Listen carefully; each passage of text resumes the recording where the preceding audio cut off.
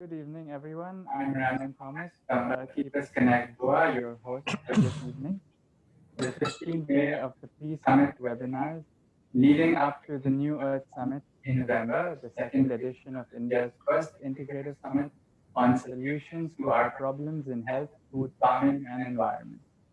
I I extend a extend warm welcome a to our warm welcome to our panelists esteemed of panelists this of this evening evening on on behalf behalf of of our our summit summit convener, convener, Darryl Darryl D'Souza, and D'Souza, also and on also behalf on of behalf 10 of our people 10 in India and Earthkeeper overseas. groups in India and We overseas. express our We gratitude to express you our for taking gratitude out to time you for from our taking busy out time schedule from our to busy be with us schedule and to to share be your with us and to share your so wisdom that all watching so this that all webinar and its watching this recording webinar later and its have recording a later deeper may have a deeper understanding understanding about about wholesome. wholesome nutrition.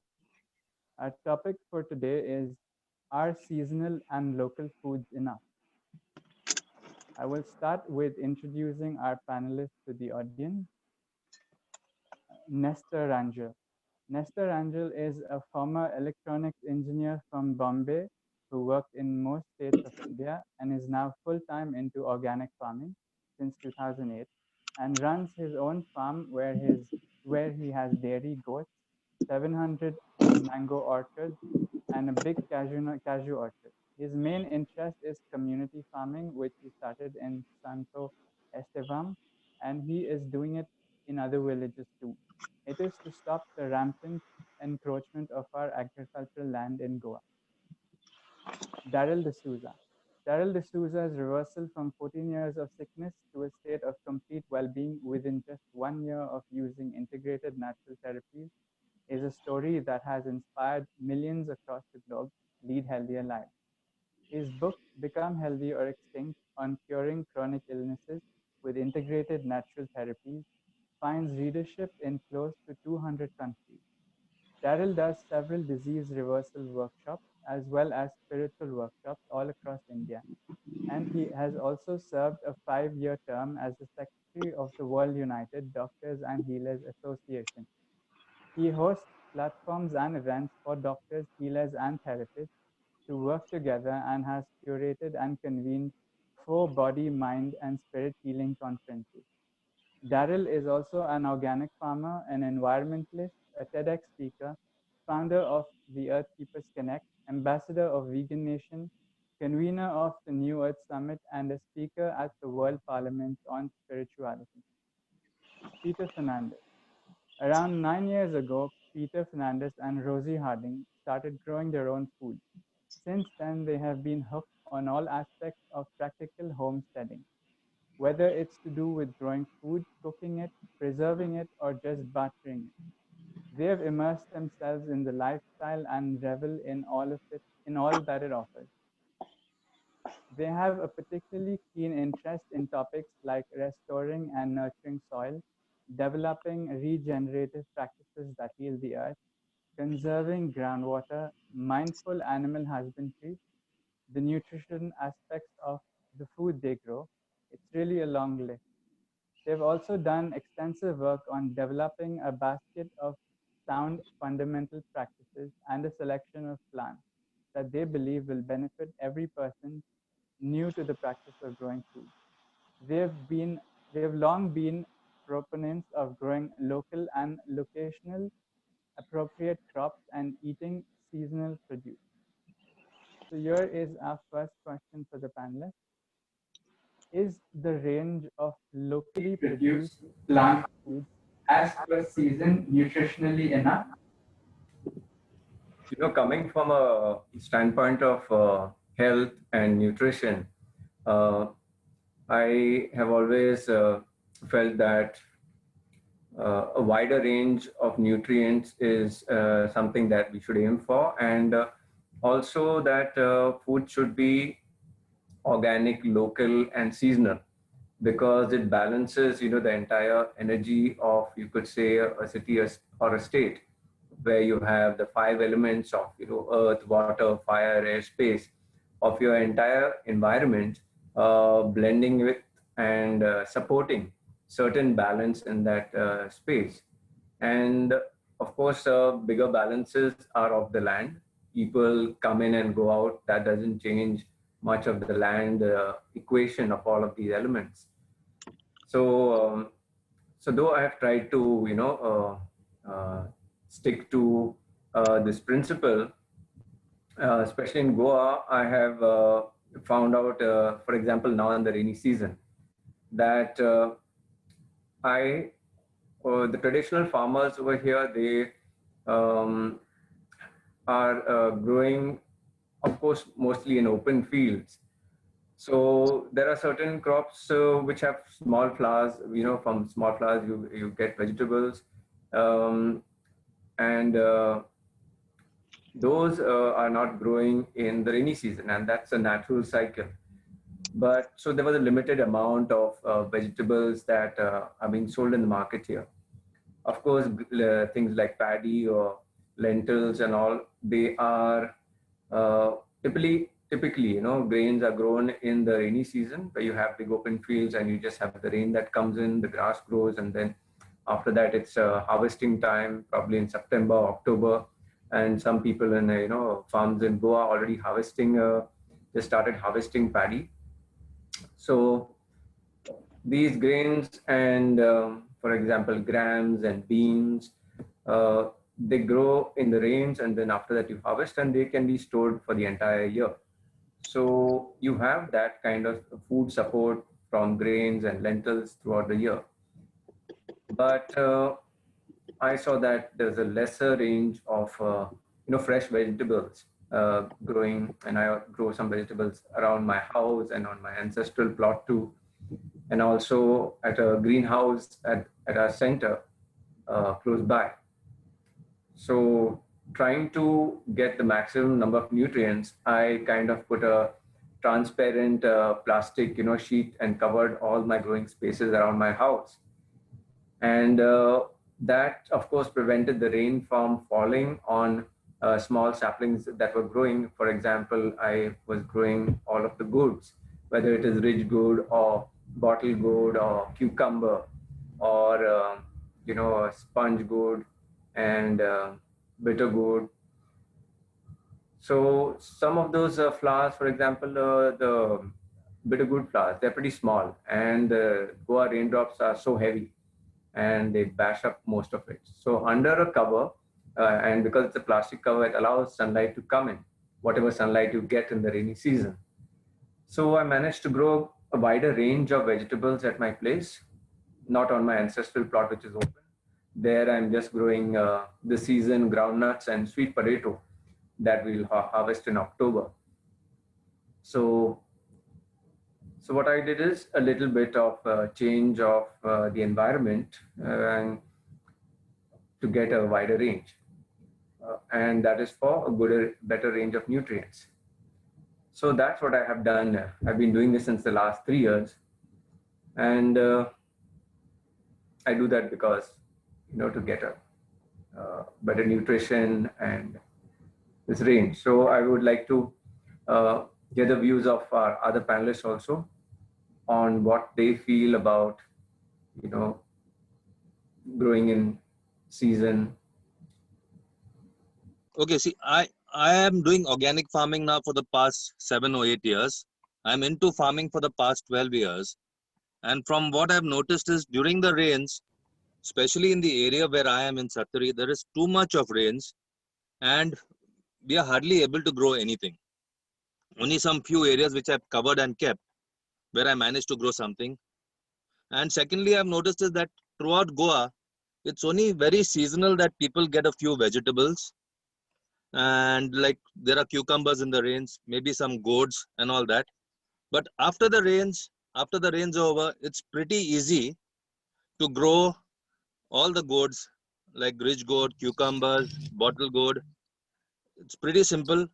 In fact, till about 2 years back, now I'm facing a little problem with monkeys. Till about 2 years back, I was supplying around 300 kgs of vegetables per day to Goa horticulture, all grown organically. And nowadays, whatever I grow, I have these flash sales, which we do, and we supply maybe at per day about 25 to 30 kgs of vegetables whenever we have our sales. So during the rains, I find it very difficult to grow. Most of the people don't grow. After the rains, I think some people have a problem with water. So it is a problem. So if you depend totally on vegetables in Goa, and I don't think there is sufficient technical support from the government to farmers. There is a lot of land available for growing, but I don't think there's sufficient technical support. There is a lot of subsidies and all that, but it doesn't work out too much. There should be some technical support to farmers. And if there is sufficient technical support to farmers, there are certain vegetables like cucurbits, like I'm talking about, all the gourds can be grown, okra can be grown, maybe not during the cold season, but from February till October, November, you can grow okra. You can grow brinjals. You can grow capsicum, chilies, which I've been growing quite on a regular basis. I find it a bit difficult to grow not bottle gourds, sorry, to grow some plants that are under the ground like potatoes and all that, because I've got a wild boar problem at my farm. But I think people can grow some under the ground plants, like under the ground food, which is okay. Like during the season from maybe March onwards, March till June, I've got about 700 mango trees. So I grow a lot of mangoes, and actually they sell. I sell about 1.5 lakh pieces of mango in retail, and it's all grown organically. And my method of growing it is like in my mango orchard, my animals are left. Means I've got a dairy and I've got goats. They are left throughout the year in the orchard. So whatever their urine, their dung, their droppings, that goes into my plants. But still I feel at the present moment, you will require to supplement food from outside the state, because I don't think we are self-sufficient as yet. Definitely we are not self-sufficient in food to cater to Goa. And there's another problem with getting food from outside. See, one thing, when you get food from outside, maybe, and as you know that I think 90% of our food is coming from outside, maybe except for rice, or even rice. I think 90% of our food is coming. I think it's easy to get stuff from outside, because I've noticed that people are not too interested. Maybe now during this Corona period, many people have gone into farming, but I don't know how long this particular thing is going to last. I hope it lasts. I hope it's not just a passing fad because of Corona. And there's a problem with getting fruit from outside. Like if you go to Maharashtra to Karnataka, I've personally worked with farmers over there. Means they do the spraying of chemicals, means pesticides, every 2 days. So most of the food that we are getting is actually contaminated with a huge amount of pesticide, which I don't think is very good for our health. So what I feel is like farmers should get some, I'm not talking about financial support, but there should be some technical support from the government. There should be some technical support from the government, because there are a lot of schemes to grow vegetables. Goa Horticulture does buy your vegetables back. So I think they should be able to get some support from the government technically, so that we can grow some vegetables. And maybe in the long run, in certain vegetables, you'll not be able to get self-sufficient in everything. But a lot of vegetables, it is possible to get self-sufficient. Secondly, what I noticed was there was a total failure. Like Darryl was talking about these putting plastic over. Like I think 99% of the poly houses that were made in Goa, they were given nearly free to the farmers. 99% of the poly houses are non-functional nowadays. Means most of them in my village where I've got my farm, there are about 10, and not one is being used to grow vegetables. Secondly, the design of the poly houses that were given are absolutely not suitable to grow vegetables, because what happens is with the amount of heat and moisture inside, you get so much of fungal diseases. So many insects are inside, where their natural predators like birds and all are not allowed inside.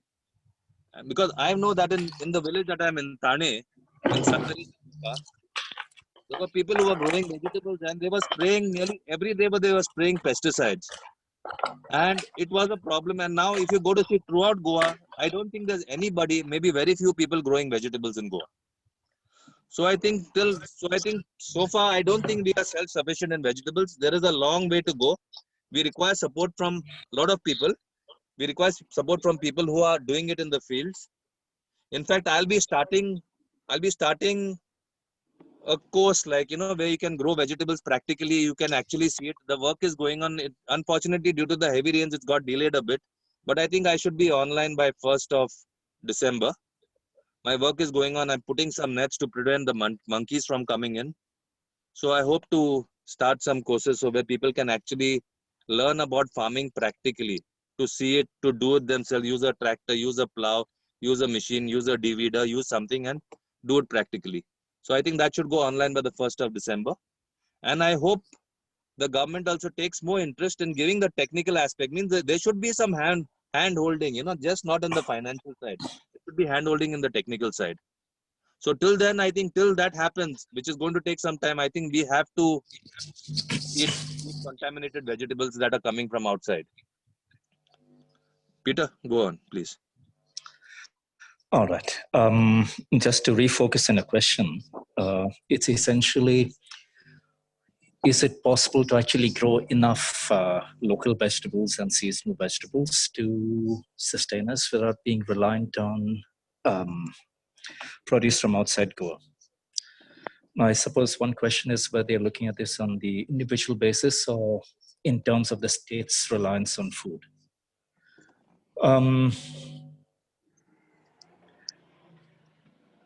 By and large, we remain complacent and can't be bothered during the rest of the year. We only wake up to it during times like the rainy season, when supply chains and local production are severely affected.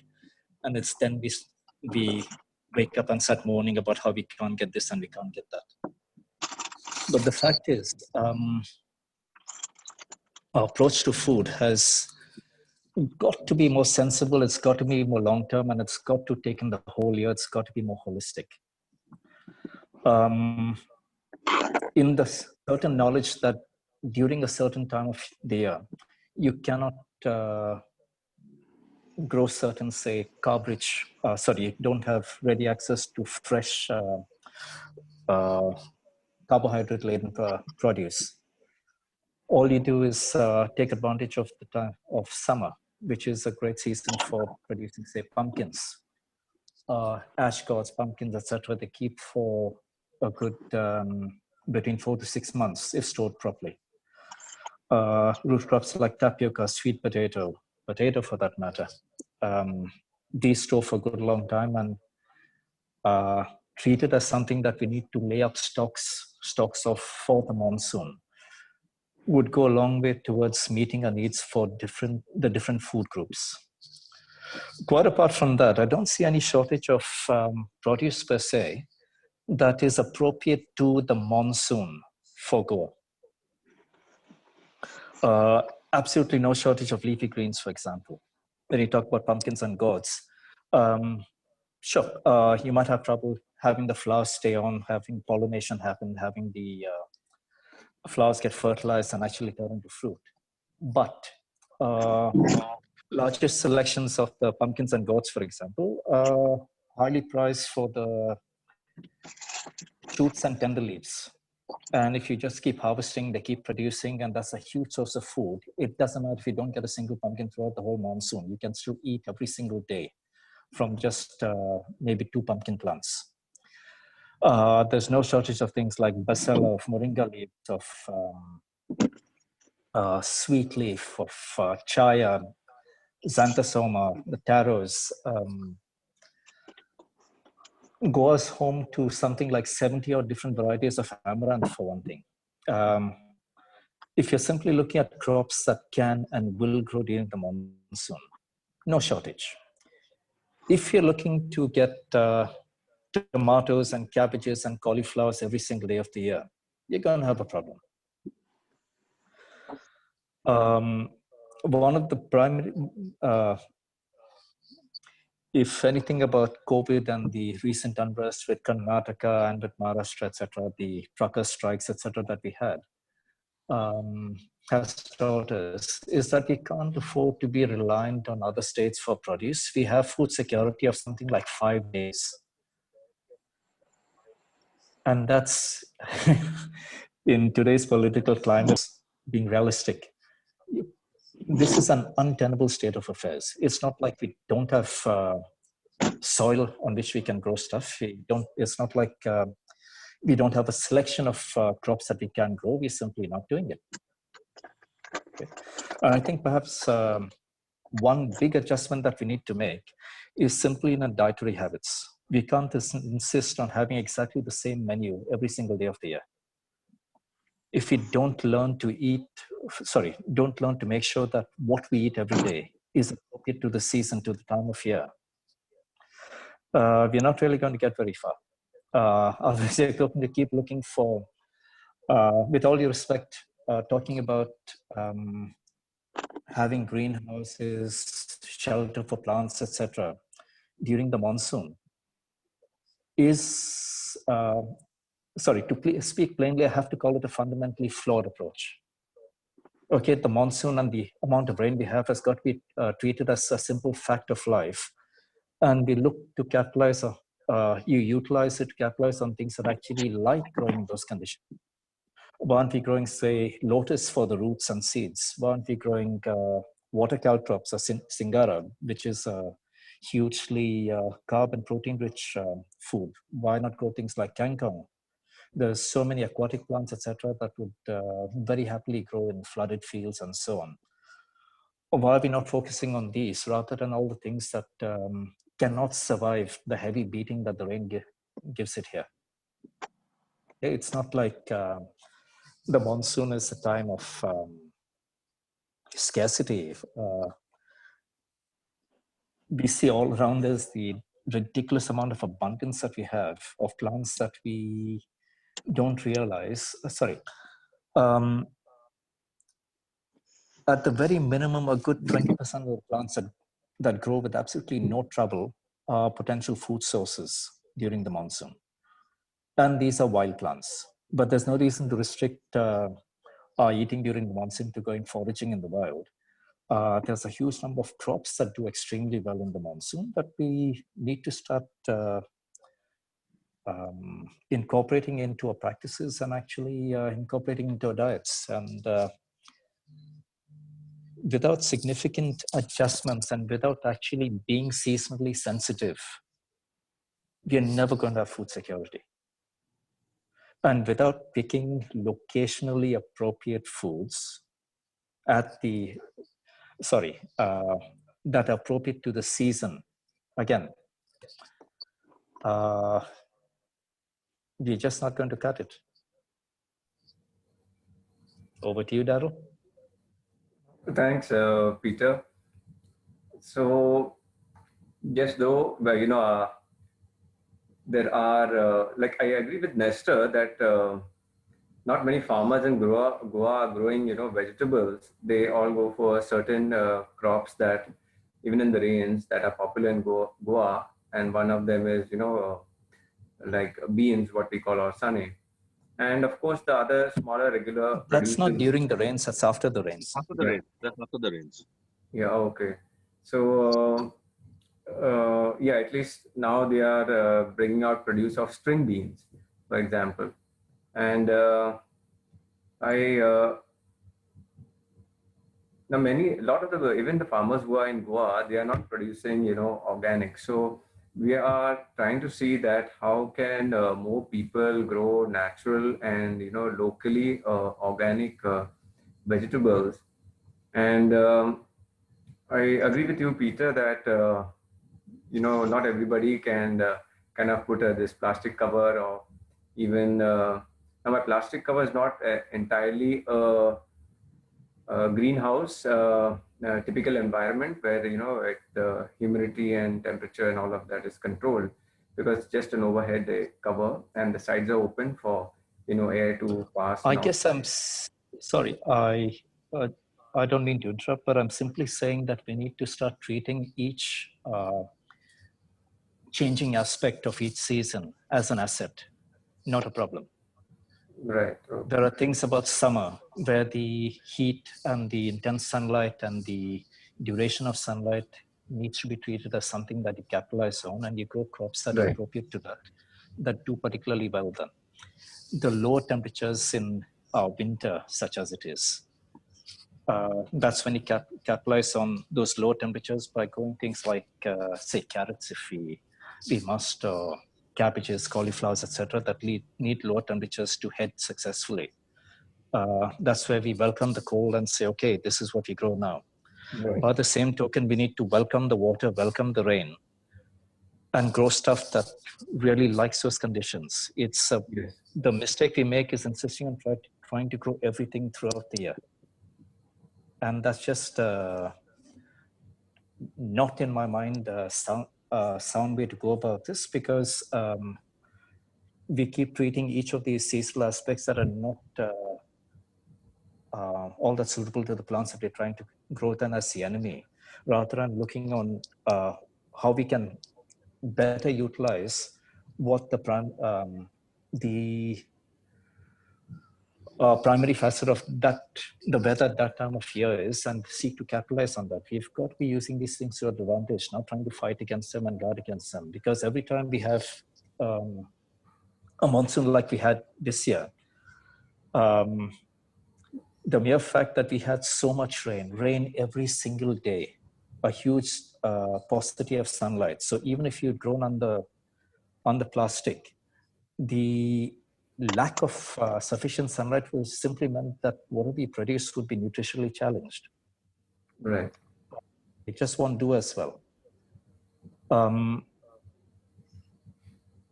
There's a whole bunch of ways in which, if we embrace that aspect of the season and seek to actually utilize it to our benefit by actually hoping to get more of it, rather than, heavy rains are basically the USP of the monsoon. If you don't accept that and say, okay, what can I grow that really likes heavy rain? What can I grow that likes a lot of water? What can I grow that really likes wet conditions? Then we do well. If we try to say, okay, I really want to grow this stuff. It's going to be raining and this really doesn't like rain. So what can I do to protect it from the rain? Then we're looking at application heavy farming, which really will not stand us in very good stead. If every farmer has got to put up huge amounts of shelter, etc., how is it affordable? How is it Right. look at the condition to keep, even if you manage protection against the rain, there's a whole bunch of other climatic factors that still mitigate against growing that produce during that season as successfully as it would grow in a more appropriate climate, more appropriate season rather. Right. So why keep fighting nature rather than simply working with it or embracing it and playing to its strengths? Right. And I've seen the evidence of that also. What you mentioned, the vegetables that grow under this plastic shade, they do grow at a slower pace, and they are of a smaller size, and probably, like you mentioned, they will be nutritionally deficient compared to the peak season in which they grow. And Absolutely. right. And the second point was also true that when you especially go for a larger scale of farming, that's not just around your house, so it becomes unaffordable to expect that farmers would do that. So very good points there. And yeah. Well, there's a whole amount of labor, etc., inherent in Right.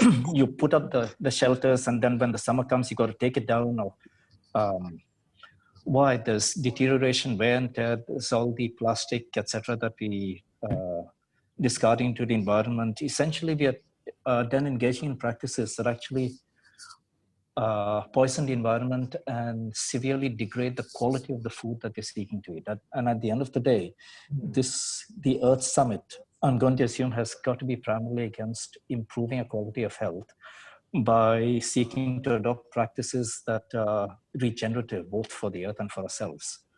And we have to look at practices that make more sense in the long term, that benefit us, benefit the environment, and will actually result in better food for us. We can't have food at all costs.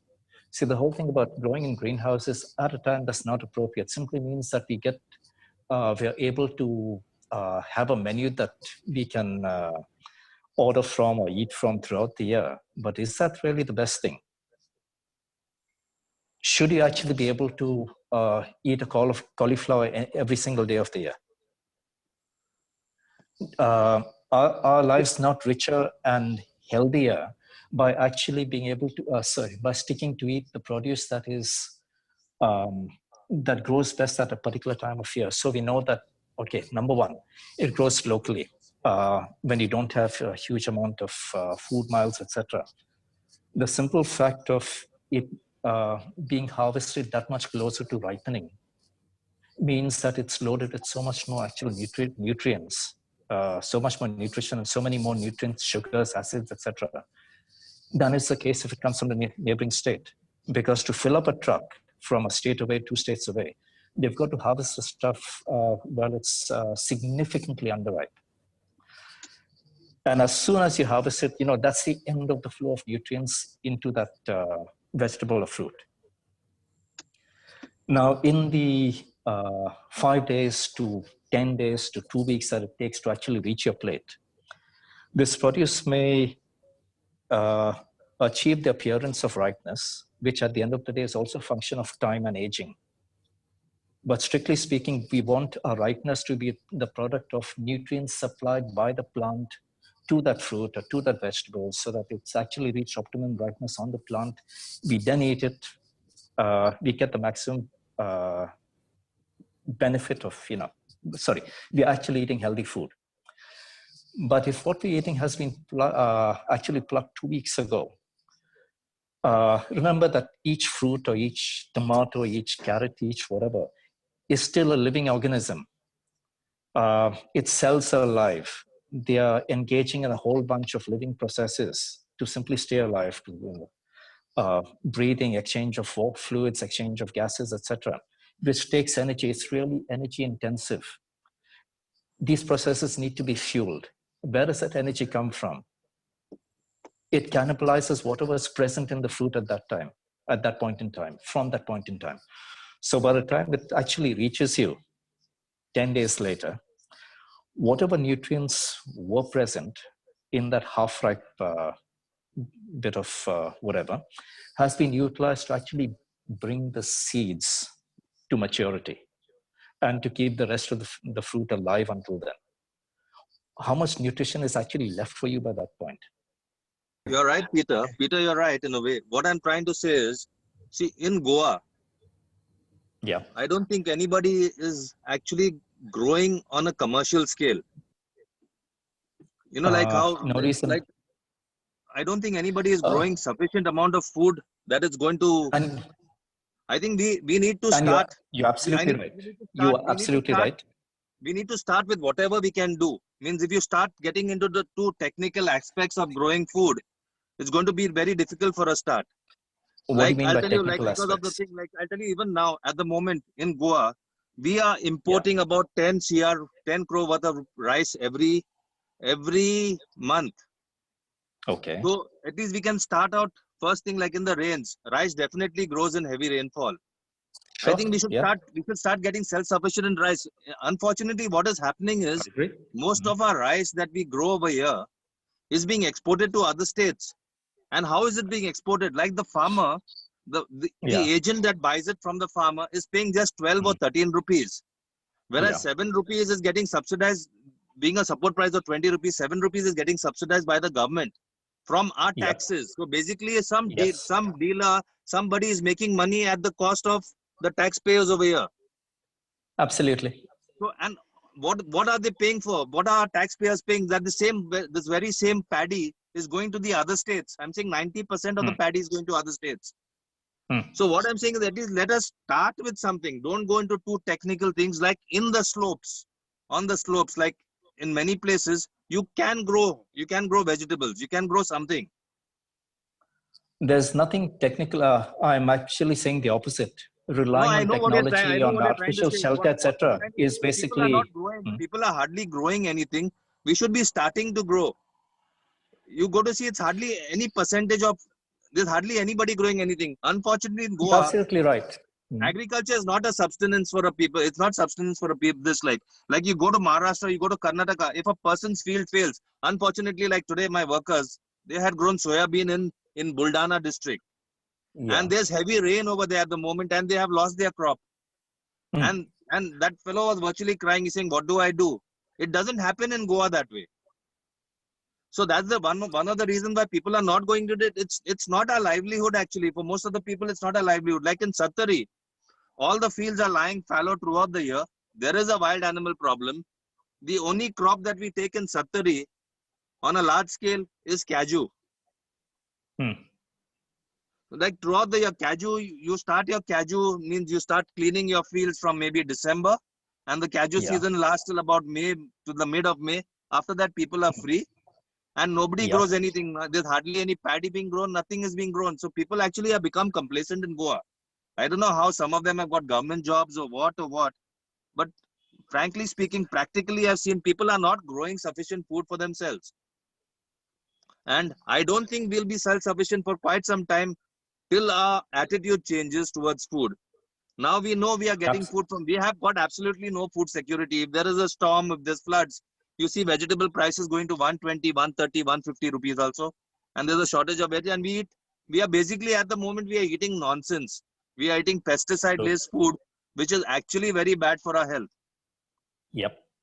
So we have to, there has to be some certain way that people can grow at least for themselves. Means, okay, in a flat you might not be able to grow, but there should be some people taking up, there should be an initiative. I'm saying it's not going to be possible to be totally privately, what is that, engine by, there cannot be a total private engine for all this. The government has to be stepping in and making sure that it happens, because there are so Well, at many the end of the day, there are so many subsidies going into this thing, but end of the day, this is zero actually. If you go to see, there's no food security. Now you see in the rain, some people sell some few cucumbers, a few this. After that, it stopped. Then you find people like, but there are things like tamdi bhaji or something like that, which can be grown in trays in your house. Yes. You put it out in your balcony, you can grow it in your trays. It's very easy to grow tamdi bhaji. It's very easy to grow methi. It's very easy to grow amaranthus. It's not very difficult. There are certain things that you can definitely grow at home. So everybody should go in for some certain items. They have to go in. Otherwise, but if you try to just go in for, I don't know, I've seen it over here. I've been seeing it for the past many years. I'm only into farming for the past 12 years. But I don't see Goa going forward anywhere in the vegetable scenario. Okay, rice and all people do grow.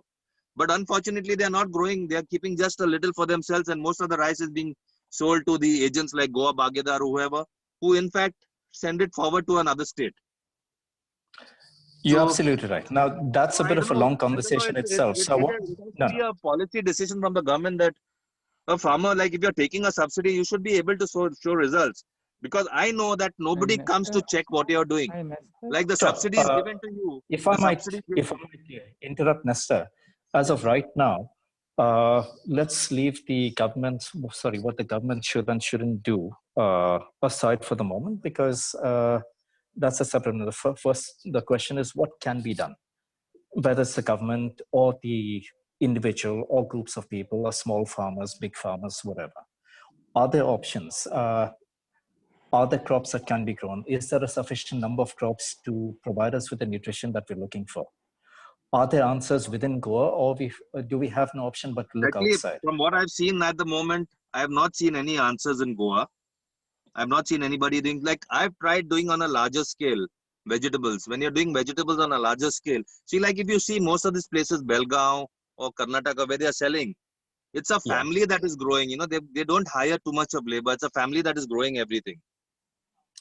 So can I suggest that perhaps the answer is not for in Goa, it's not happening. I don't see anything happening on the ground, like in the fields. Means like, okay, at the most it's rice. After that, a few people grow, when they get some water, they grow some vegetables like cucumbers and all that. And if you see now, after the rains, there's hardly anything being grown. You go anywhere, the fields are lying fallow. Sure, Nestor. I'm questioning whether the answer is actually to have large operations growing huge amounts of food, or whether we should have small farmers or small collectives of people getting together to more effectively manage relatively small parcels of land. Because it's a proven fact the world over that smaller tracts of land are hugely more productive, anywhere from 10 to 30 times, 40 times more productive than large pieces of land, simply because you're able to manage intensive growing much more effectively and much more cost effectively, which is important.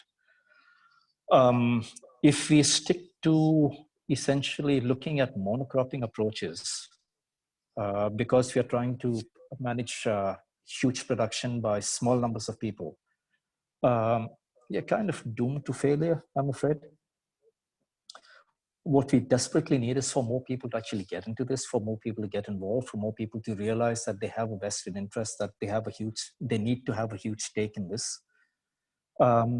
Because then with relatively small pieces of land, there's such a huge amount of production that you can get out of it that there's no real reason for, well, at least those people who take the initiative to have any food security problems at all. During the monsoon over here, I myself started with a new piece of land that was completely bare as of roughly April this year. And by roughly 2 or 3 months ago, it was absolutely covered green and incredibly productive. There was no way for me to keep up with the amount of produce coming out of that. I've just had to leave it alone. And there's really no shortage of things that can grow. There's no shortage of things that will grow very easily. There's no shortage of things that don't require very much by way of preparation or inputs or money. And I think perhaps the important thing is for us as consumers to start educating ourselves about what the possibilities are, to start changing our dietary habits, and to force change with our pocketbooks, with our wallets. Because at the end of the day, the farmer will be willing to grow what we ask for. The farmer will be willing to switch from things that they grow kind of because that because they don't really see much option or can't think of anything else that we might ask for.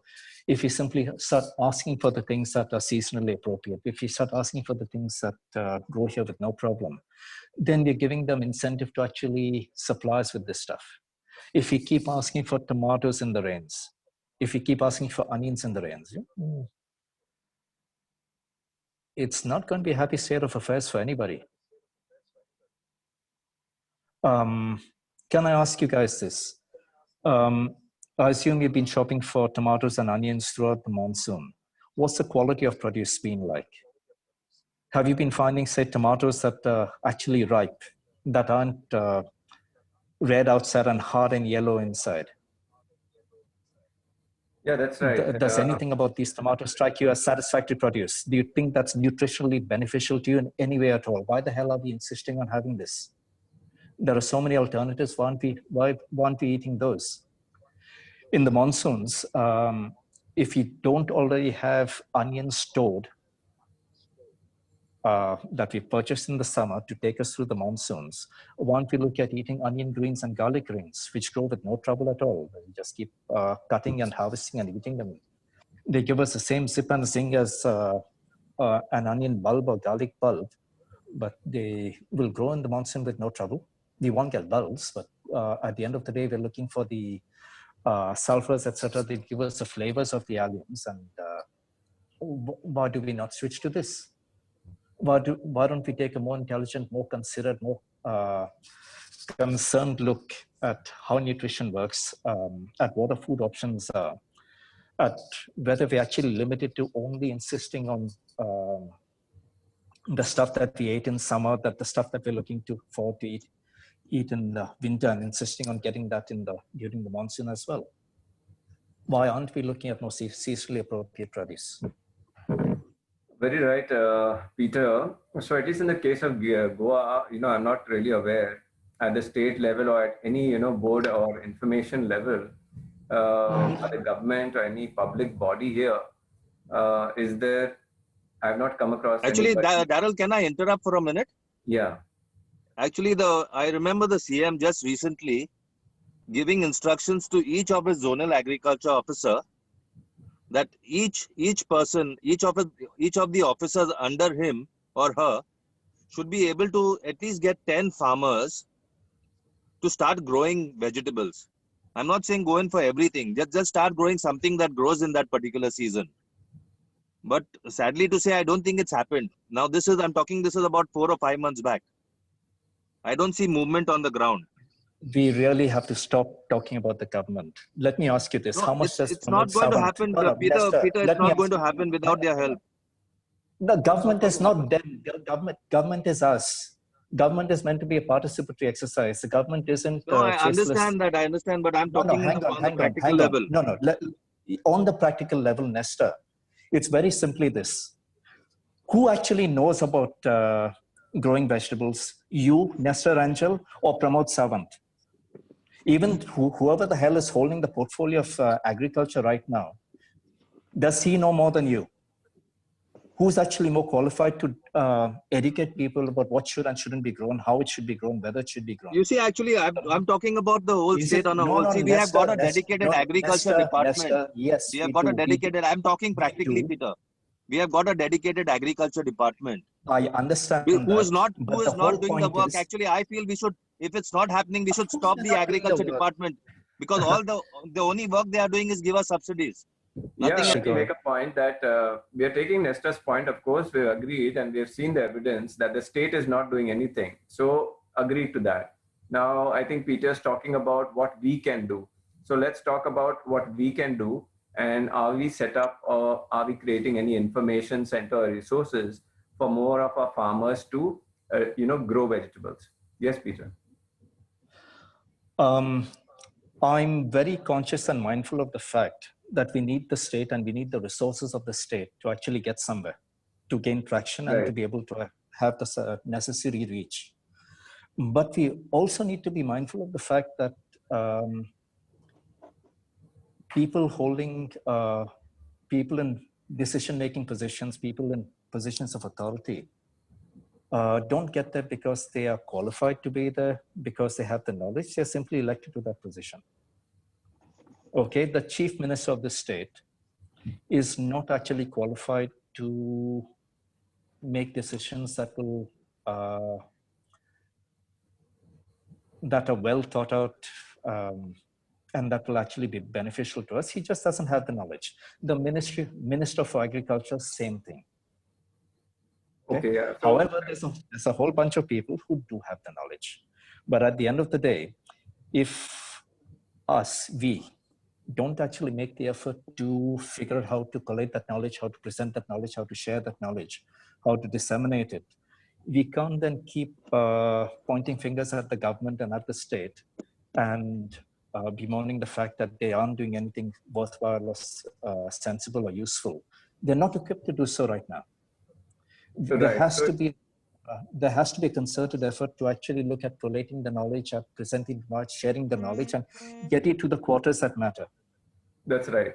Very correct, Peter. So, at least in Goa, as per your knowledge, is any website or resource or group of farmers, is such a resource pool being created? Not to my knowledge, but this is something that we need to work towards. Right. At the end of the day, there's a whole bunch of people very specifically interested in exactly this topic, very interested in trying to have the state do stuff, but the state cannot actually do things that are good for us on the basis of the information that it currently has. Okay, I mean, what does the Minister for Agriculture know about other than whatever the pesticide companies or the fertilizer companies feed them with? Right. Second question is, what are the advantages and disadvantages of getting fresh plant food supply from out of state? Yeah, at the end of the day, like I said, we're looking at health as one of the primary motivators for us even looking at the issue of nutrition and what foods available and local foods and seasonal foods, etc. Not just health nutrition. We want value for money. We want proper bang for a buck. If we eat a fruit, we want to get as much, derive as much benefit from that exercise as possible. There's not much point in being able to eat, say, an apple that's come all the way from New Zealand, if nutritionally speaking, eating that apple is kind of not very different from eating the box that it came in. The flavor might be there, but the nutrients, simply because of the length of time in Harrington, it's being plucked over there and ending up on a plate over here, just means it's hugely bereft of most of the nutrients that it originally came with. And then what's the point? Are we looking to eat healthy, or are we just looking to have variety? Yes, so completely correct on that point, which I agree to also, that on the transit way, the nutrients in that kind of fruit or vegetable itself is getting used up into the ripening of that fruit. And so you have, nutritionally deficient thing that finally reaches you from this. So that's we have to remain mindful of the fact that because you're picked unripe, not even half the nutrients that would typically be present in a ripe that's correct. Are there from the start. So by the time it gets to you, there's so much, there's nothing left. If it actually started out fully ripe, that's something. But we've been looking at the effects of time and duration from harvest to plate, and what that does to nutrients, and it's and added to that is also the cost, because especially when people look for organic produce from outside, then there is a cost to that. People have to get it organically certified, and so the cost of the produce itself goes up. But like here in Goa, locally, when we were producing locally, and people were coming to our farmers markets, they knew the farmer, and the produce was just taken out early in the morning. So they are getting produce of the same day, because they know the farmers, they visited the farmers, and they know that they are doing a completely natural and organic farming practice. They don't even ask for any certification. They trust the farmers. In fact, some people, even at my place, when I do the market, I take some of the people right into the growing section, and I'm harvesting in front of them. I tell them to harvest it. So people see all of that. So that's one advantage of growing locally, where you get it really fresh, and people trust you. And especially small scale farmers, they don't need to really get into all of that expense for certifying it, because they're just supplying it locally. And most probably, if they produce a lot and they have to ship it out of state, then they have to get into certification. Then it's going to get more expensive. So that is one advantage of local produce. And finally, one of the disadvantages, what I would say, of produce from outside is, like you mentioned earlier, the carbon miles. The whole what it costs the planet, and also the pollution that goes into transporting all of these things. So, from a purely practical point of view, I would make note of two things. Number one, if you're looking to buy organic produce, I'm taking for granted that it means you're concerned about your health and nutrition. Right. Fresh produce that comes from too far away is severely compromised in terms of nutrition. So if it's not locally grown, I don't see why the hell you make it a point to buy organic. It's not really doing very much for you in any case. I'm out of state. If to eat in the sense that there's no pesticides or no use of chemical fertilizers, but all that's not actively bad for you, it's not necessarily actually good for you either. Whereas if you're eating local, something that's been harvested ideally inside of no more than 48 hours before, you're fine. That makes sense. It's worth even paying a premium. Secondly, I'm sorry, but I have to say this. Produce coming from a small farmer is not necessarily safely grown, it's not necessarily organic. All depends on the practice that is used there. Sure. So let me just say that it's important to actually pay a visit to the farm and take a look at the soil, etc., and see whether there's enough organic matter in the soil, etc., to justify the notion that this produce is grown without chemical fertilizers. Because if you go stand at the Goa Bagayatar in Mapsa, there's a long, steady stream of smallholders, individual growers, coming there to pick up that little package of pesticide and little package of fertilizer. And it's entirely possible that the chemical load on a small holding is potentially higher than that of a large operation because economy of scale, in a manner of speaking. Wherever it's possible to actually, to know that a small farmer is definitely growing without resorting to artificial fertilizers, because he's engaged in practices that actually conserve nutrients in the soil, that add organic matter, that that keep building and increasing fertility. That kind of person is a gem and needs to be, truly treasured. But you do need to make sure that satisfactory practices are being followed. Okay, the next question is, how would our audience be able to get in touch with you to find out more about your work? I can be reached on WhatsApp at 9823 777 On Facebook, our page is Rosie and Peters Asagao Kitchen Garden. Just type in Rosie and Peters and that'll take you there. On Instagram, we can be reached at Rosie and Peter Grow Food.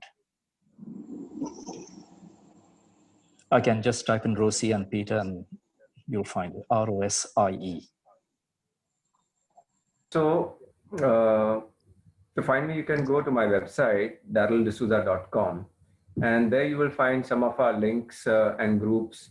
There's also a WhatsApp group, organic farming, but I think it's almost full. Maybe there are 2-3 spaces. So where people, mainly from Goa and even across the country, we discuss daily, organic or natural farming practices. So that's a good resource.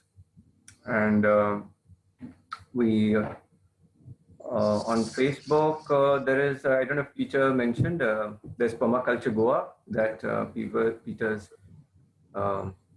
very actively involved with that group. I'm most responsive on Rosie and Peter's Asagao Kitchen Garden. Like I said, just type in Rosie and Peter and that will take you. Oh, okay. You can actually, from the 1st of December, I'm going to start getting people to my farm. Still a lot of people come. And you can contact me on my phone number 94207-68230 on WhatsApp. Okay, moving on to Q&A. First question from Vartika. I am based out of Gurgaon, staying in an apartment. What are all the nutritious veggies that I can grow in regular planters? Now in the house, basically, especially now in the rains when the sun is less, you can try growing the leafy vegetables. For example, in my garden, even in less sunlight, you have Thai spinach or thelinium growing very well, or Malabar spinach, and the regular palak also. But yes, for palak, you do need some amount of sunlight, so you'll have to take it in your balcony. And well, what else is growing well now is mint was growing. Everybody needs mint. You can grow curry patta, mint. I think that many people at least have 1-2 pots of in their house. And otherwise, I have, so since I don't grow in the house, my list is not long. I'm doing beans and all outside right now, cucumbers also. Peter, what could you please take it for indoors? What would be great to grow? Sure. If I were to speak in very general terms, if you're growing in limited spaces, you want to get the most bang for your buck, speaking. So the smart thing to do is pick stuff that doesn't require too much sunlight, that does well in low light conditions. Leafy greens are probably your best bet. But here I'm talking about staying away from the lighter lettuces, etc., which are not terribly nutritious. But if you look at things like Molakin spinach, sisu, sweet leaf, or what they call the multivitamin plant, moringa that's pruned and kept short, maybe keep it for the leaves rather than the fruit. There's a huge number of things will give you huge amounts of nutrition, even in places where you don't have access to that much sunlight. Because in an apartment, whether you actually get sun in the places that you actually can grow or not is often an iffy question. And also that changes from season to season. So yeah, I'd perhaps be less reliant on, unless you're certain that at a particular time of year, specific location gets sufficient sun, which means at least about 4 hours of direct sunlight. Perhaps don't look so keenly at things like aubergines and tomatoes, etc., because without a decent amount of sunlight, the results are going to be disappointing. And they're going to be discouraged for no reason other than you simply chose plants that weren't appropriate to the conditions that you're growing in.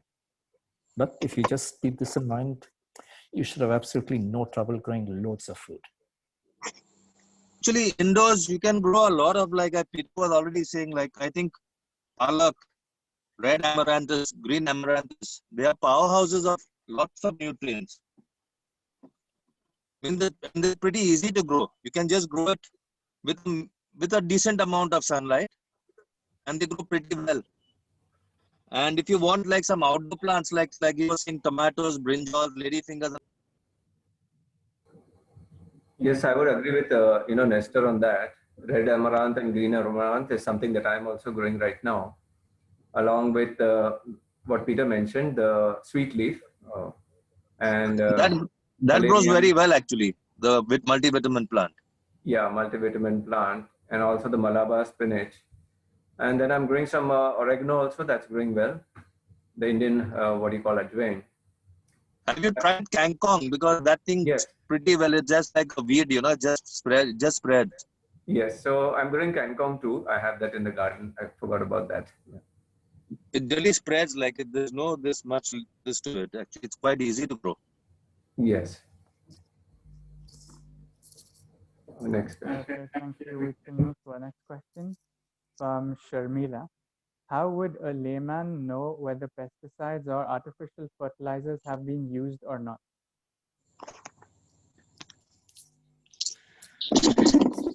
Simply look at how uniform and unblemished your produce is.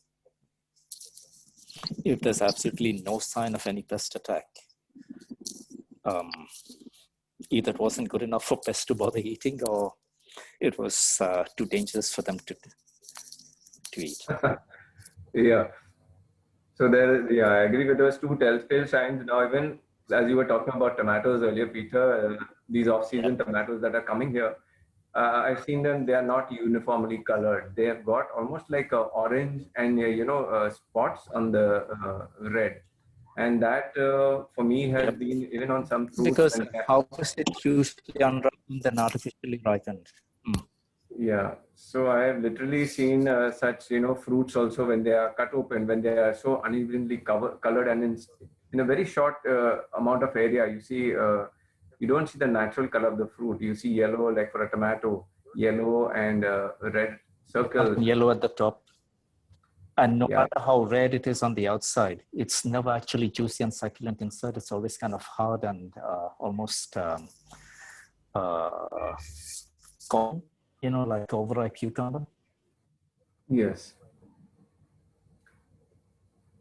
So yeah, so the color, of course, is one thing that gives it away, and then finally the taste. So thing is, in a proper system, in a proper organic system, okay, at least speaking for me personally, I regard pests as a necessary and important part of my ecosystem. If there's a complete absence of pests, I have a problem. Because if the pests aren't present, then the predator that would feed on them to keep them under control when the numbers erupt is also not going to be present because there's no food for it. And at some point in time, if the pest should actually appear, then I won't have if I have a pest population, I will have a predator population. I'm perfectly okay with losing a small amount of produce to pests. In a healthy system, you barely lose, 5-10%, which hardly signifies because overall your production is much higher than usual. But the absence of pests is an issue. And it's also worth bearing in mind that any fruit that shows, any produce that shows signs of a little bite here and a slight deformity, etc., that fruit is generally, what the plant does is flood that bite site with antioxidants and a whole bunch of other beneficial substances that mean that eating that slightly dodgy looking produce is actually better for you than eating the plain unblemished siblings that haven't actually been affected in any way. Right, right, makes sense. And I've heard others also, organic farmers say this, that, go for very, ordinary looking, but, colorful and maybe smaller in size fruits and veggies. If you can see, they have been, nipped at or eaten a bit by insects, because they were anyway worthy food for the insects. So definitely they're worthy to eat for us as well. I want to say that, speaking practically, up to perhaps, I don't know, 15 or 20 years ago, it was a given that if you bought cabbages or cauliflowers from the market, for absolutely certain, 3 to 4 out of every 5 would have a couple of worms and caterpillars inside. And that's fine. You just expected to find that. You cut that section away, discarded it, and ate the rest, and everything was fine. Today, you cannot actually find worms or caterpillars in your brassicas. Yes. And to me, that is serious cause for concern. If something that is so ubiquitously attacked by the larvae of these particular butterflies and moths comes to you with the absolute certainty that you're never ever going to see a worm, what do you suppose is being done to that produce to actually get it to your table so pest-free? Very right. So, and if you find out what practices actually adopted to allow this, you will be shocked out of your wits. There's a question from Pasaja. Could we know in advance if we would have plenty of rain for the year and so plan what to grow accordingly? By and large, you know what the rainfall trend is for your location. And well, for Goa, for example, we always assume you're going to get at least 3 meters, and we do. This year and the last year, we got significantly more, but there's no reason not to look at long-term trends for your location and plan accordingly. If you get taken by surprise, fine. But if you do a bit of planning that allows you to be flexible in the event that the rainfall is significantly either less or more than you planned for, then so much better. I mean, in these at this point in time, at this point in history, because climate change is an inescapable fact of life, it's just a given that we are not going to see neatly predictable weather patterns anymore. There's always going to be fluctuations. I don't know if it's ever going to settle down in our lifetimes, but well, by and large, you look at the trends and hope for the best. I was just thinking for, maybe in a place like Goa, is it possible for us to, nobody's growing millets here as a grain. They're growing it as a vegetable, like the green amaranth leaves or the red amaranth leaves, tamdi bhaji that we get regularly. And since more of nutritional studies are showing that, millets, the wide range of millets are turning out to be more healthier than rice and wheat. So any idea, Peter, in Goa, have we grown millets earlier? And is there any scope to grow millets during the season over here in Goa Which season? Which season? Okay, so for example, I have been growing amaranth in red amaranth even after the rains and even in the summer. But that's kind of the point. Millets are not, millets are crop that do well in low water conditions and relatively arid conditions, Right. which is why they are extremely well suited for growing after the monsoon, outside of the monsoon. Right. So farmers who are kind of a little challenged for water and irrigation, this is the ideal crop to grow. I know Bajra, Jawar, for example, grow with absolutely zero problem here. You get these huge, really luxuriant heads with zero trouble. So there's no real reason, I can see no real reason why we can't adopt growing millets outside of the monsoon. Right. Yeah, that's Grain right. amaranth as well. Yes. I've grown that often enough and it produces it no problem. The monsoon is not the time to be trying to grow grain amaranth. The Right, rest of the year, absolutely. Of course. So that's why I do it after the rains and in the summer too. So yeah, just wondering why. Maybe that's again the point of, education. When people are not aware of it and people don't ask for it, then obviously the farmer is not going to grow it. Right? Yes. So the thing is, our chief minister isn't going to spread awareness. Our chief minister isn't going to ask for minutes. We need to. And we need to spread the awareness of the desirability of making seasonal choices. We need to spread awareness of the existence of all these seasonal options and why they're better for us, why they make so much more sense for us in so many different ways. And that's pretty much the only way to make that happen. Yeah, next question is from Varun. What's the best way to store onions and other root vegetables? Away from each other for one.